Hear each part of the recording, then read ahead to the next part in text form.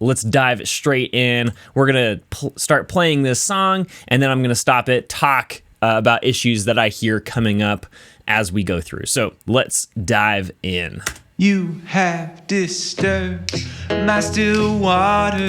Okay, very first thing is your vocals panned off to the left and then your guitar is panned to the right. Not necessarily inherently wrong with the guitar, I would say, but the vocals should really be centered. And even just looking at the waveform right now, you can tell the left channel is much louder than the right channel, and so that's just creating a very unbalanced mix right from the get-go. So, and it looks like it maintains that all the way through the entire song. So make sure that you're panning, you're following these just normal panning rules when we're panning. And then also, especially with the guitar, maybe think about using a stereo mic setup, or even just recording the same exact track twice to be able to get a more wide stereo spectrum with just the acoustic guitar. My preference is to actually get a stereo mic setup. Very easy to do. All you do is set up 2 condenser microphones on either side of your acoustic guitar, and then you have a pretty good stereo spectrum. But even if you have a relatively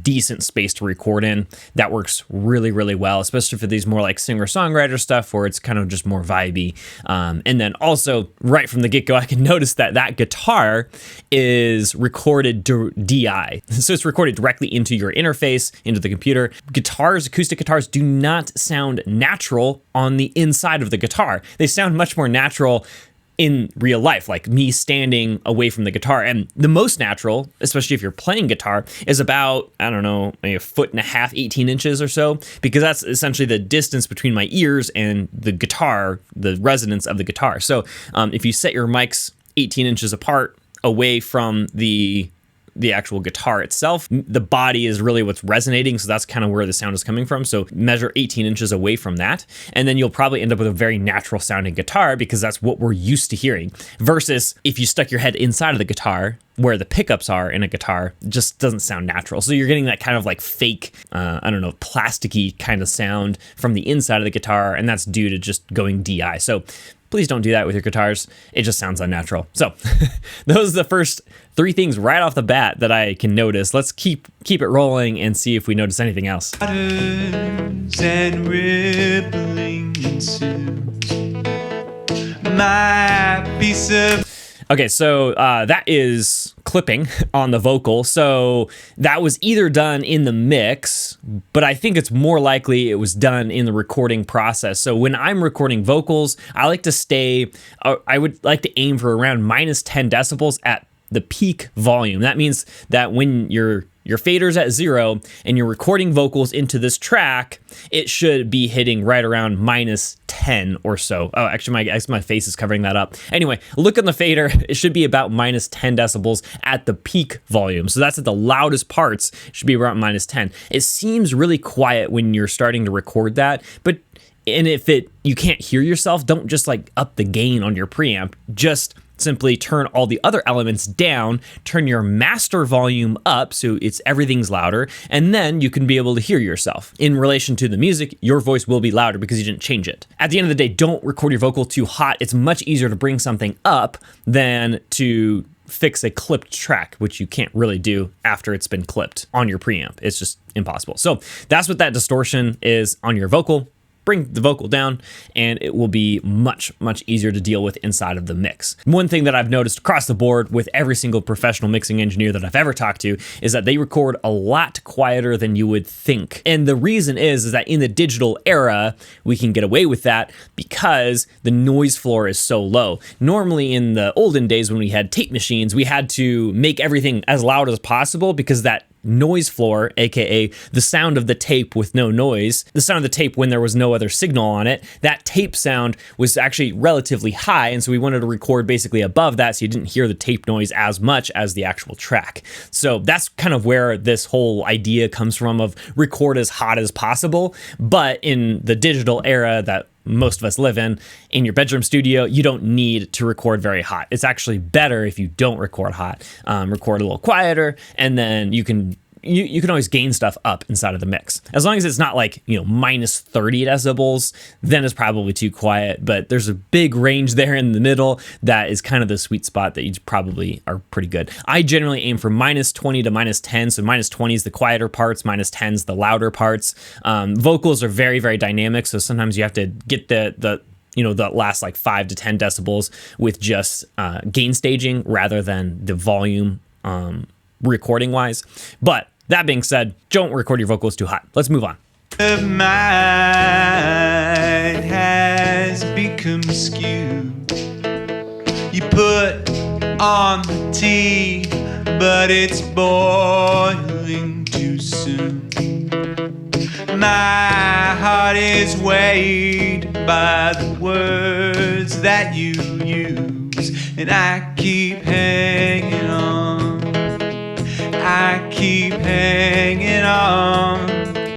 Okay, so that vocal, the harmony vocal on the left is like ooh or whatever, and the background is really out of tune. And so it's definitely causing some dissonance there with the main vocal. I would feel free to use some autotune on especially harmony vocals. You can get away with quite a bit before anybody would even notice it. So I would try to be cognizant of those types of things when you're recording harmony vocals. Make sure they're in tune with the lead vocal, because that's going to really make your mix sound really, really amateur, really fast, or your song. If you don't do that, if everything's out of tune, it sounds really crappy, really fast. So please just tune your backing vocals. It's not that hard, and you can get away with a lot of autotune before it's really noticeable with backing vocals. Especially the lead vocal, obviously you want to be a little bit more nuanced with, right? Only use it where it's needed, and also try to use something like Melodyne where you have a lot of control over where it's actually impacting the vocal and how much of that like auto-tune sound is actually imbuing into the track.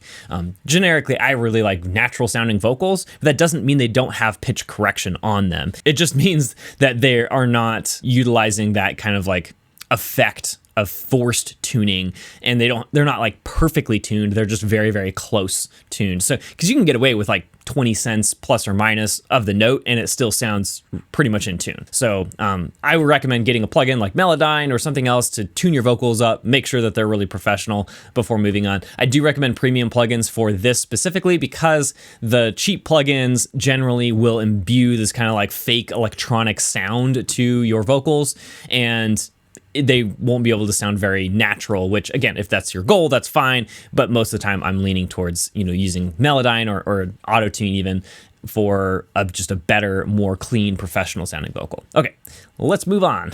I keep hanging on when I should let go. Okay, the guitar is out of tune right here. And so that is another thing that is very, very common with amateur producers, is that you're not tuning your instruments enough. Generally, when I'm recording guitar especially, I will tune that every other take. So I'll do 2 full takes, and then I will ask the musician to tune their guitar, because if you don't, you'll end up with songs like this where it's very much out of tune and it sounds really, really amateur. Again, anything that's out of tune, out of time, just immediately sounds amateur to pretty much everybody listening. Even people who aren't musical and won't be able to identify what's wrong, they're still going to say like, oh, it doesn't sound that great. It's just not that professional, right? That's the reason. It's because it's out of tune. Okay, let's move on. Let's keep going. Let go, I should let go. Let go, here is my heart written on a page for you. So I would prefer the master on this song to be a little bit more dynamically consistent. The reason is, if I'm like, cruising down the road on the freeway or something, and then all of a sudden, this loud section comes in, then the quiet section, then you're going to lose the quiet section, and the loud section is going to be, breaking my speakers. So just like being a little bit more consistent, not to say that you're going to ruin the dynamics of the song, because those louder parts are going to be more compressed with the master, and it's actually going to end up being more consistent volume wise, but not dynamic wise, if that makes sense. It's just like And it's not terrible. It's just I want a little bit more so I have a more consistent experience with the song. It just sounds like this song wasn't really mastered at all anyway. But let's move on. Broken and shattered, my world. Okay, let's talk about the vocal EQ. So the vocal EQ is definitely not needing this. So it's just sounding like it's really mid-rangey heavy. And that's probably due to the mic he used to record this song and then not actually dealing with that in the mix. Let's see what EQ curve would sound best here. Dreaming of future. Yeah, okay, so it's really mid-rangey right there. In my future with you. Can this be real love? Can it be true? Will I keep hanging on? I keep hanging on. I keep hanging on.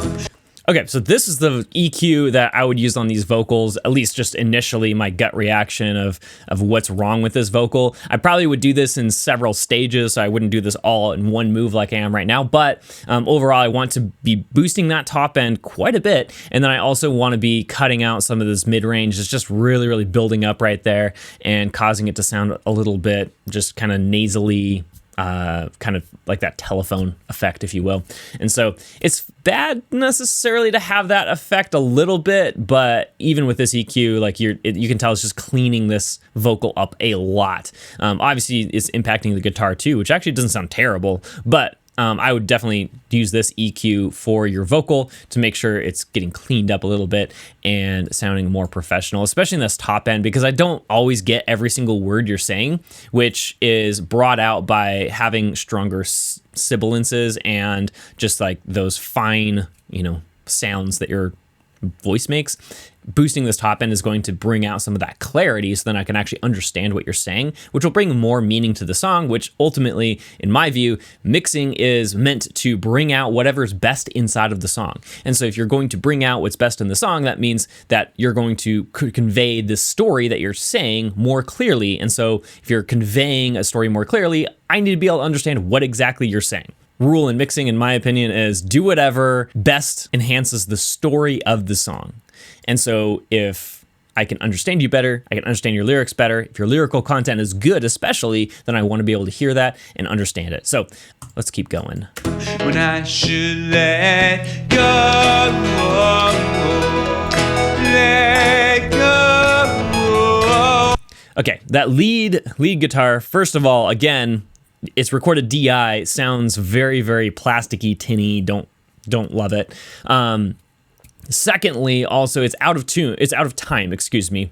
And so it's really sounding just like it's jarring a little bit. It's also pan far right, which isn't necessarily the worst thing in the world. It's just like now there's like all the guitars over here, all the voices over here, and it's just like sounding like it's kind of two songs happening at the same time. It's like where everybody in band class is just like warming up and it just sounds like a mess. It is almost like that. Having the lead guitar, though, over here just out of time with the rhythm guitar is just really ruining the vibe. It would actually sound better if the lead guitar weren't there, because then it would maintain the actual vibe of the song. Vibe being like the rhythm, the feeling, I'm not going to be dancing to it anymore because I'm going to be like, what's going on? Like, what's wrong, right? So that's essentially what's just kind of stopping this whole song in its tracks at the moment. So let's keep going, see if there's anything else. Oh, I should let go. Let go. Okay, so the overall frequency and sonic balance of this song is not very good. And so I'm just going to add a quick EQ here to see if I can make it a little bit better. Obviously, because you don't have any like bass instruments, you're not going to have very much low end to begin with.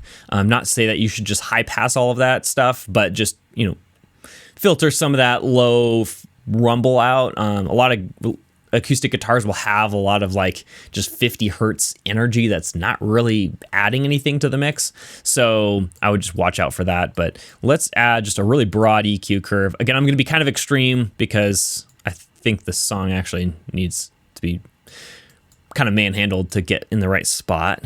But let's see what this sounds like. Oh, I can't let it go. I got to know, is it love? Can't let it go. I got to know, can it be so? I keep hanging on. I keep hanging on. Okay, so yeah, obviously this is causing some more issues, but especially the acoustic guitar could use a little bit more body at that bottom end because there is no, bass guitar, kick drum, anything down there. The acoustic guitar is that element. And so this is making the vocals a bit boomy because I don't really want to boost the vocals here, but it sounds really nice to boost the guitar there to help fill up some of that space. And then again, like this whole thing is just really mid-rangey. Again, those pickups in the guitar is really picking up that mid-range a lot. So I would avoid doing that. And then it just needs some overall just like more crispiness on the top end. It is bringing out some harshness in some of the vocal as well. So I'd probably just focus on using a de-esser, but ultimately what really needs to happen is that we need to re-record the vocal because the vocal is clipping and it's just adding all this really nasty digital distortion to the mix, which is not very pleasing. So I would make sure to get rid of the vocal and just retrack it so that it's not clipping. So retrack it at a quieter volume. It'll be much better after that. So let's keep going. Again, just focus on the overall sonic picture as well of your song. So you should have more low end, a little bit more top end. The mid-range is really heavy, which is a natural consequence of the song that's being performed, right? It's these voices and acoustic guitars tend to live kind of in that same range inside of the mid-range. And so but by being intentional about our EQ, we can kind of spread that out a little bit, make it more evenly sonically balanced, and it's going to be much, much more pleasing to the ear once we get done with the song.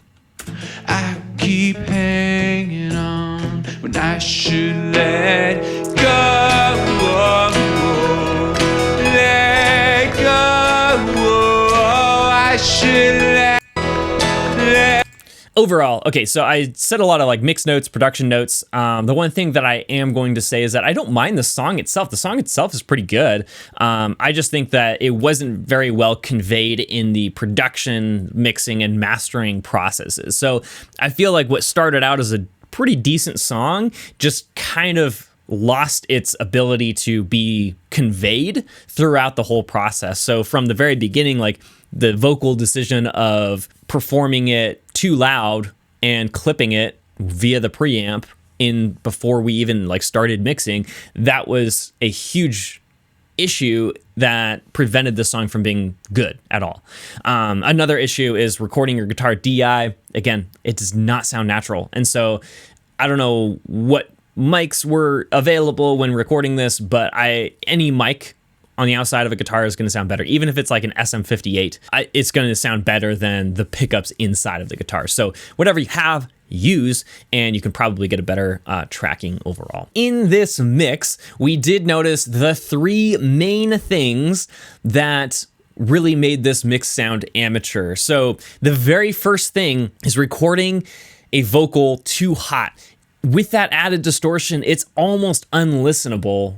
And that's really unfortunate because, again, I kind of liked the song as it was before we went into the production process. So cut out any potential that this song had by those initial production decisions. So the first thing, again, recording your vocal too hot. Secondly, recording your acoustic guitar DI. Never go directly in with your acoustic guitar. It just sounds... It will sound amateur no matter what you do on the back end. You can't EQ that out of it because it just doesn't sound natural by sticking your head inside of the guitar. Nobody listens to an acoustic guitar that way. And the third thing is follow panning norms. So the lead vocal should always be in the middle unless you're doing some like crazy weird effect for a part of the song where it's, panned hard right and left and you have like a double chorus or something. But overall, like, just keep your lead vocal in the center. It's going to sound much more natural, even if your acoustic guitar is panned off to the side because you only have one track. That's totally fine. Again, I would also recommend 2, but without that,